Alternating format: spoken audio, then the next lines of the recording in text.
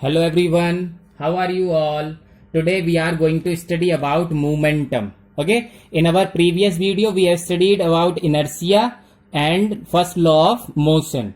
Today we will study momentum and second law of motion. Okay, so what is momentum? So to understand that meaning of momentum, let us some example. Okay, to understand meaning of momentum. Okay, let's suppose आपको ये समझना है कि what is momentum. Momentum एक तरह से hitting force है. क्या है? एक हिटिंग फोर्स है. फॉर एग्जाम्पल कि एक ball of cricket and a tennis ball. Let suppose you have two balls, one of cricket ball and one is tennis ball. Okay, so as you know cricket ball is heavier, mass is more than a tennis ball. तो अगर cricket ball हमारे body पे hit करे और same velocity से tennis ball hit करे तो हमें क्रिकेट बॉल से ज़्यादा हिटिंग फोर्स होगा. That is called momentum. हमें हिट करेगा, क्रिकेट बॉल ज़्यादा तेजी से हिट करेगा than a tennis ball. So let suppose here two balls of first case 1 we are talking. Okay, so two ball of different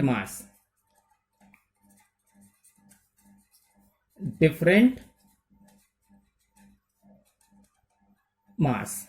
So one is of cricket ball and one is tennis ball. Okay, cricket ball have mass capital M, that is more, and tennis ball mass have small m, smaller mass. Okay, both are moving with same velocity. The condition is that कि उनका मास different है but velocity same है. ठीक है. अब आप जब cricket खेलते हैं तो कॉर्क जो लेदर की बॉल होती है उससे खेलते हैं तो ज्यादा तेजी से लगती है वो, और टेनिस बॉल बहुत हल्के से लगती है. So that is what, just because of momentum. So वही आज हम पढ़ रहे हैं कि एक्चुअली है होता क्यों ऐसा. Okay, so the force required to stop a cricket ball, the force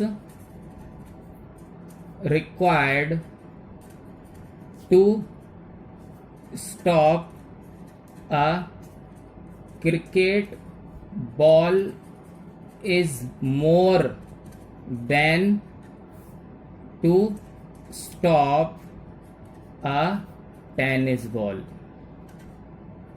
okay, clear है ये तो. वेलोसिटी सेम है बट मास डिफरेंट है, और हमें पता है कि हम क्रिकेट बॉल को रोकेंगे, लेदर की बॉल को रोकेंगे तो ज्यादा तेजी से ज्यादा फोर्स लगाना पड़ेगा, और टेनिस बॉल इजीली रुक जाएगी just because of lesser mass. So we can say, तो इसका मतलब हुआ हम जो कह सकते हैं वो ये कह सकते हैं कि the force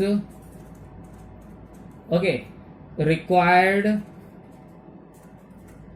to stop a moving ball is directly proportional. अभी समझाएंगे कि what is the meaning of directly proportional to the mass. Okay, ठीक है. मास के डायरेक्टली प्रोपोर्शनल है. As well as the mass increases the force required is also increase. जैसे जैसे मास बढ़ता जाएगा, है ना. अब क्रिकेट बॉल की जगह सेम साइज का अगर लो आयरन का कोई बॉल हो, है ना, शॉर्ट पुट जिसको बोलते हैं, तो और ज्यादा फोर्स लगाना पड़ेगा, और मास बढ़ेगा और ज्यादा मोमेंटम, दैट इज व्हाट, और ज्यादा फोर्स लगाना पड़ेगा. सो this is what when a ball of different mass with the same velocity. इतनी बात समझ में आ गई. Let suppose the case second. Okay, here we are what taking the ball of same mass but of moving with different velocity. ठीक है. जैसे for example a ball of mass m, another ball of mass capital M, same mass but इसकी velocity है b1 and इसकी velocity है b2. ठीक है. b1 is, let suppose कि b1 जो है वो ज्यादा है b2 से. ठीक है, लेट सपोज कि ये 5 मीटर पर सेकेंड की स्पीड से चल रही है और ये 3 मीटर पर सेकेंड की स्पीड से। तो कौन ज्यादा तेजी से हिट करेगा? जिसकी वेलोसिटी ज्यादा है। जो ज्यादा तेजी से आके लगेगा, ज्यादा फोर्स रिक्वायर्ड होगा उसको रोकने के लिए। So here we can say the force required to stop a moving object is also depend upon its velocity, है ना। वहां पर मास से पता चला, यहां पर वेलोसिटी से।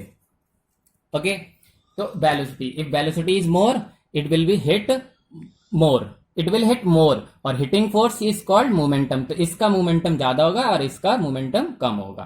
Got it? सो हियर, तो इसका मतलब हुआ एक physical quantity we are talking, एक ऐसी फिजिकल क्वांटिटी जो कि that is depend upon mass and velocity. क्योंकि दोनों ही केस में हम एक ही सेम फिजिकल क्वांटिटी की बात कर रहे हैं, वह फिजिकल क्वांटिटी है momentum.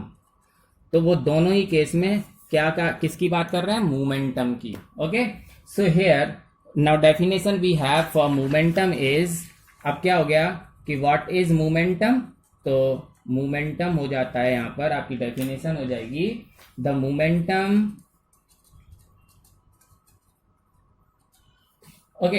Of a body is defined as the product of its mass and velocity। वो फिजिकल क्वांटिटी जो मास और वेलोसिटी दोनों पर डिपेंड करती है, दैट इज कॉल्ड मोमेंटम। तो मोमेंटम का डेफिनेशन हो गया, the momentum of a body is defined as the product means multiplication of mass and velocity. So momentum, here we can write momentum is equal to mass and velocity. Okay, so momentum is denoted by P. Okay, P is equal to mass is denoted by m, velocity is denoted by b. So now we have the formula momentum, P is equal to m into b. Okay, now units क्या हो जाएंगे? SI unit of P, momentum क्या? मास की क्या है? Kilogram, into velocity की क्या है? Metre per second. So here kilogram metre per second is the SI unit of momentum, kilogram metre per second. Okay, now you got this, है ना। And this momentum is called, इसको simply momentum भी बोल सकते हैं या फिर linear momentum. So now you have the formula, linear momentum is equal to mass into velocity and the SI unit is kilogram metre per second. Let's suppose for example object, है ना, example अभी करते हैं, ठीक है। सो calculate the momentum of a body of mass 5 kg moving with the velocity 10 metre per second. तो momentum का फॉर्मूला वी हैव कि v is equal to momentum is equal to mass into velocity. Mass is given 5 kg, okay, 5 into velocity is given 10, okay, and now we have 50 kilogram meter per second is the momentum. Okay, so in this way we can calculate the momentum.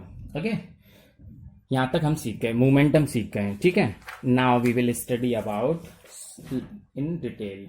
Okay, so let's suppose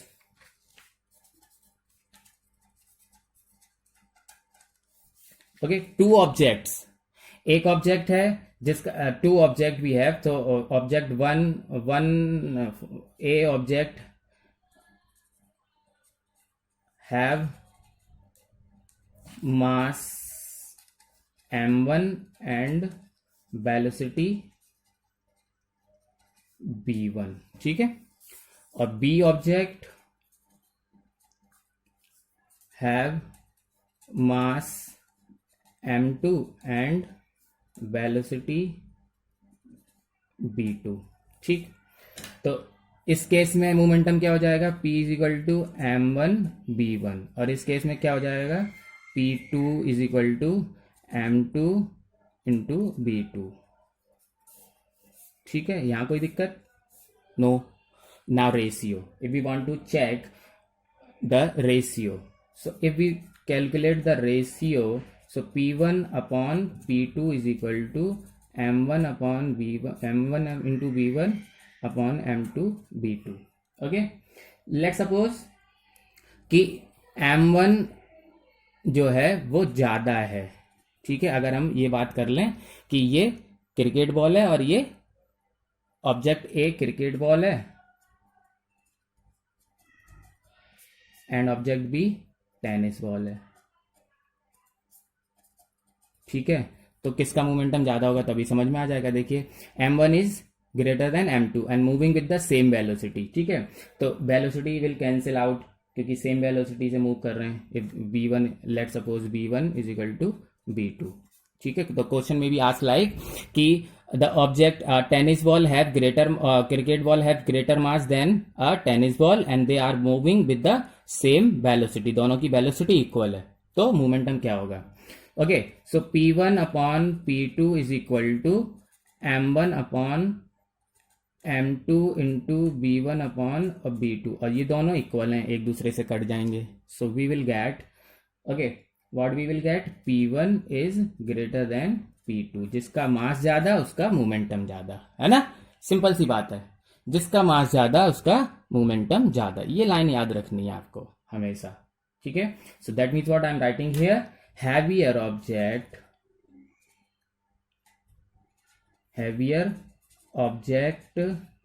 okay, has a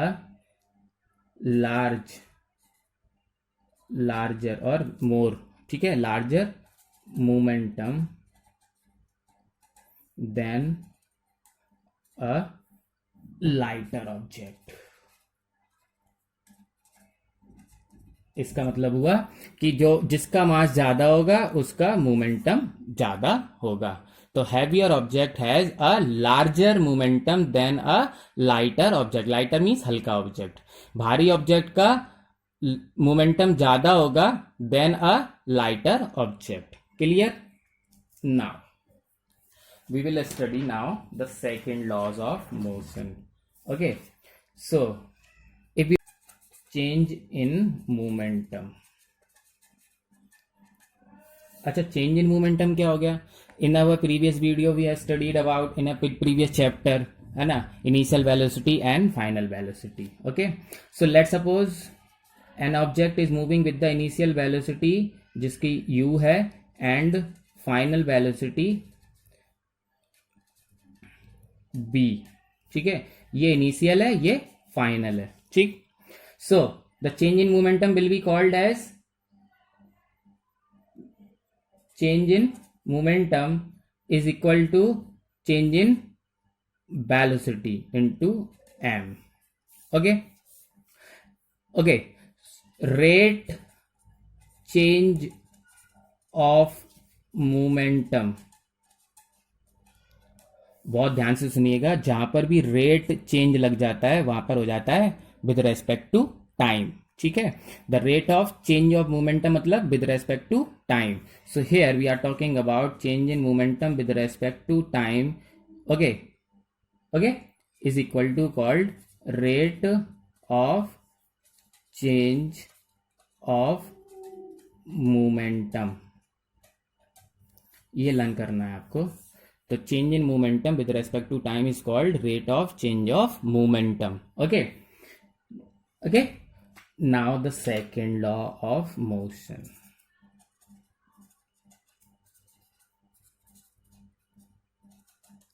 अच्छा, second law में क्या हो गया?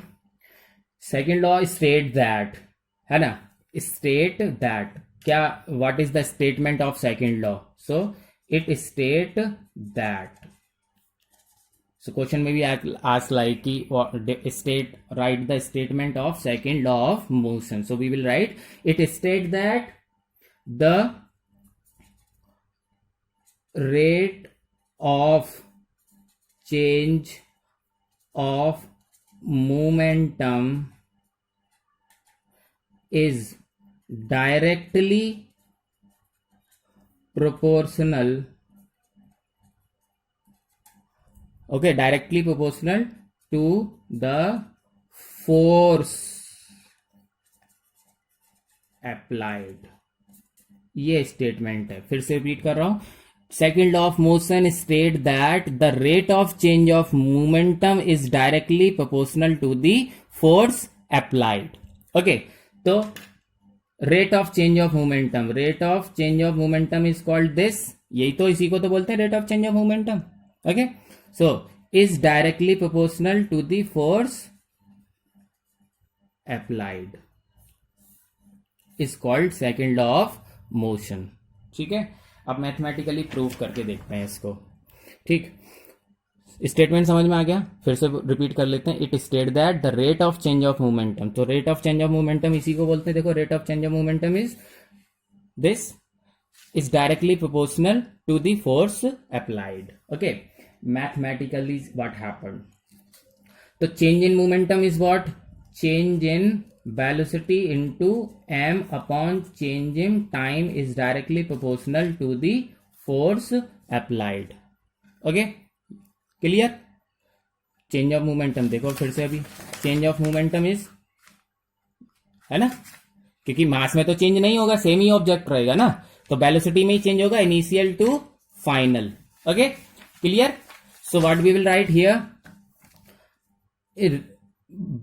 B minus u, change in velocity मतलब b minus u into m upon time. Time का तो change वही होगा, टाइम ही रहेगा, चेंज इन टाइम तो टाइम रहता है ना. Okay, is directly proportional to f. Okay, so m common है ही, ठीक है, b minus u upon t is directly proportional to F. Same ही बात लिख दी मैंने. अब एक बात समझना है, b minus u upon t हम पिछले चैप्टर में, last chapter in the motion we have studied b minus u, we know that a is equal to b minus u upon t, मालूम है? Okay, so in place of this what we will write? a. So m into a is directly proportional to f. ठीक है, और बहुत ध्यान से सुनिए, when we remove directly proportional, अगर हम डायरेक्टली प्रोपोर्शनल हटाते हैं तो एक कांस्टेंट लगाते हैं. फॉर एग्जांपल जैसे m इंटू ए, अब हम डायरेक्टली प्रोपोर्शनल हटा रहे हैं तो एक कांस्टेंट लगा दिया k, तो इक्वल टू हो जाएगा f. ठीक, क्लियर? डायरेक्टली प्रोपोर्शनल हटा के इक्वल लगाएंगे तो एक कांस्टेंट लगता है. ठीक है, मैं लिख देता हूं, if we remove directly proportional तो we have to use one constant. Okay, तो यहां हमने कांस्टेंट लगा लिया, डायरेक्टली प्रोपोर्शनल हटाया, इक्वल लगाया तो कांस्टेंट लग गया. ठीक है, now m into a into k is equal to we have f. Okay, in SI unit k is equal to 1. तो जब k इज इक्वल टू 1 है तो 1 का मल्टीप्लीकेशन m से होगा, तो f is equal to m into a. We got f is equal to m into a. ठीक है, ओके, क्लियर बात है? सो हियर इट इज, हमें मिल गया force is equal to mass into acceleration. एक और फॉर्मूला मिल गया. ठीक है, एक फॉर्मूला हमने पढ़ा था P is equal to m into b, और आज दूसरा पढ़ा है force is equal to mass into acceleration. Whenever we want to calculate the force we should have mass and acceleration, उन दोनों को मल्टीप्लाई कर देंगे, we get a force. Okay, so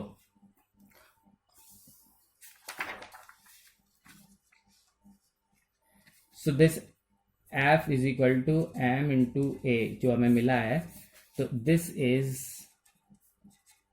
called mathematical expression for second law of motion. ठीक है, क्योंकि हमने second law of motion यही पढ़ा था। सेकेंड लॉ का मोशन यहाँ से rate change of momentum with respect to time is directly proportional to f. फिर हमने यहाँ वैल्यू रखी, ओके सॉल्व किया, इसकी वैल्यू ए होती है, हमने ए रख दिया, डायरेक्टली प्रोपोर्शनल रहते हैं, एक कांस्टेंट लगाते हैं। ओके, तो कांस्टेंट की वैल्यू ऐसा यूनिट में 1 होती है, so we will get f is equal to mass into acceleration. Okay, so mass into acceleration here is the mathematical expression for second law of motion. Clear? So now unit of force की बात कर लें तो F is equal to होता है m into ए। मास की unit होती है किलोग्राम और एक्सेलरेशन की होती है metre per second square. That means what we have kilogram metre per second square. Okay, another is unit of force is Newton. That means what? Newton is equal to kilogram metre per second square. या तो newton लिखिए या फिर kilogram metre per second square. ठीक है, in CGS system, CGS समझते हैं, देखो एक होता है एसआई यूनिट, एक एसआई सिस्टम जिसमें होता है kilogram metre per second square. ठीक है, एक होता है सीजीएस जिसमें किलोग्राम कन्वर्ट हो जाएगा ग्राम में और मीटर हो जाएगा कन्वर्ट सेंटीमीटर में, और सेकंड तो सेकंड में रहेगा। देखो ये सेंटीमीटर ग्राम सेकंड ये होता है, स्मॉलर यूनिट होती है सेंटीमीटर ग्राम सेकंड। सो किलोग्राम हो गया ग्राम, मीटर हो गया सेंटीमीटर, और टाइम तो सेकंड में ही रहेगा। So this is called CGS system. Okay, so if we want to calculate here, देखना 1000 ग्राम, और मीटर को क्या लिखेंगे 100 सेंटीमीटर, और सेकंड तो सेकंड ही है। ठीक है, so here we will get 1 2 3 4 5 10 to की power 5 gram centimetre per second square. Okay, that is what 1 newton. Okay, and gram centimetre per second square is called is equal to dyne. ठीक है, smaller unit है force की, that is what 1 newton is equal to 10 to की power 5, और इसको क्या लिखेंगे dine. Okay, simple सी बात है, बस इतना लर्न करना है कि अब 3 यूनिट हो गई। We have unit of force, that is एक तो हमारे पास फोर्स के लिए न्यूटन है, kilogram metre per second square है, और ग्राम है ना, gram metre per second square है, और डाइन है। ठीक है, ये इसके बराबर होता है, ये इसके बराबर होता है, मतलब 1 newton is equal to kilogram metre per second square. ठीक है, और 1 dyne is equal to gram centimetre okay per second square. ठीक है, और 1 newton is equal to 10 to की पावर 5 डाइन। ये 3 एक्सप्रेशन याद रखते हैं। ठीक है, okay, so revise the topic please properly and complete your work. Thank you.